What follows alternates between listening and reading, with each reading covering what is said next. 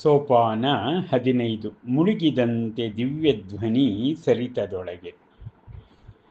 ಮೇಲೆದ್ದು ನಿಂತ ಸಾಮ್ರಾಟ ಶ್ರೇಣಿಕನು ಕರಮುಗಿದು ಪ್ರಾರ್ಥಿಸಿದನು ಗಣಧರ ಇಂದ್ರಭೂತಿಯನು. ಕಾತರಿಸಿಲರವನ ಹೃದಯವು ಅರಿಯಲವನ ಪೂರ್ವ ಜನ್ಮವನು. ಗಣಧರ ಶ್ರೇಷ್ಠನೇ ಕಾತುರಗೊಡ್ಡಿಹ ನಾನು ತಿಳಿಯಲೆನ್ನ ಪೂರ್ವ ಭವ ಪರಂಪರೆಯನು.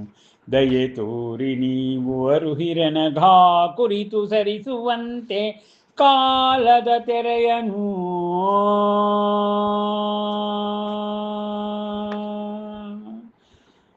ಒಡನೆ ಹೊರಟಿಥಾ ದಿವ್ಯ ಧ್ವನಿ ತಂತಾನೆ ತಾಗುವಂತೆ ಮುಗಿಲನು ರೋಮಾಂಚಿತಗೊಳಿಸಿತರೆಲ್ಲರನು.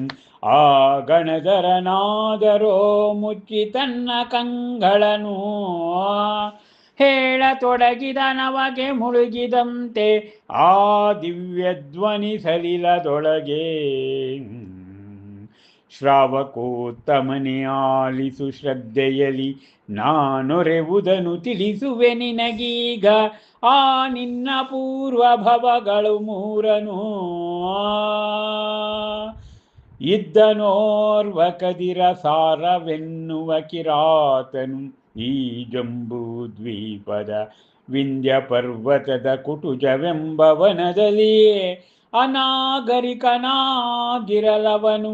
ಕಳೆದಿದ್ದನು ತನ್ನ ಕಾಲವನು ಮುಳುಗಿ ಲೌಕಿಕ ವಿಷಯದಲ್ಲಿ ಇರುವಂತೆ ಕೂರ್ಮವು ಕೂಪದಲ್ಲಿ.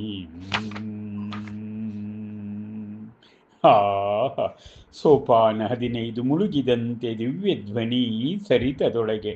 ಆ ದಿವ್ಯಧ್ವನಿ ಭೂಲೋಕ ಎಂಬ ನದಿಯೊಳಗೆ ಮುಳುಗಿತು ಎಂದು ಹೇಳಲಾಗುತ್ತಿದೆ.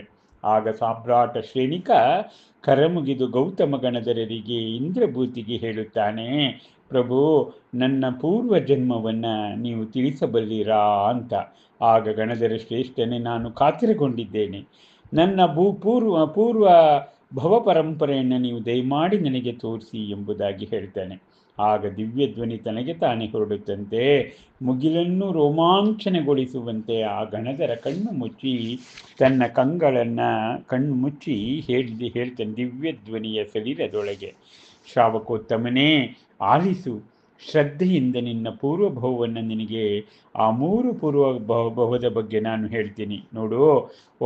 ಇದ್ದನೋರ್ವ ಕದಿರ ಎಂಬತಕ್ಕಂಥ ಒಬ್ಬ ಕಿರಾತ ಭರತ ಕ್ಷೇತ್ರದ ಜಂಬೂದ್ವೀಪದ ವಿಂಧ್ಯ ಪರ್ವತದ ಕುಟಜ ಎಂಬ ವನದಲ್ಲಿ ಇದ್ದ.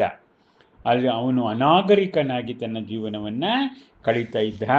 ಅವನು ತನ್ನ ಕಾಲವನ್ನು ಲೌಕಿಕ ವಿಷಯದಲ್ಲಿ ಮುಳುಗಿ ಹೋಗಿ ಕೂರ್ಮ ಅಂದರೆ ಆಮೆ ಹೇಗೆ ಕೂಪದಲ್ಲಿ ಇರುತ್ತೋ ಹಾಗೆಯೇ ಅವನು ಲೌಕಿಕ ಜಂಜಾಟದಲ್ಲಿ ಮುಳುಗಿ ಹೋಗಿರ್ತಕ್ಕಂಥವನು ಅದನ್ನೇ ಸ್ವರ್ಗ ಎಂದು ತಿಳಿದಿದ್ದ.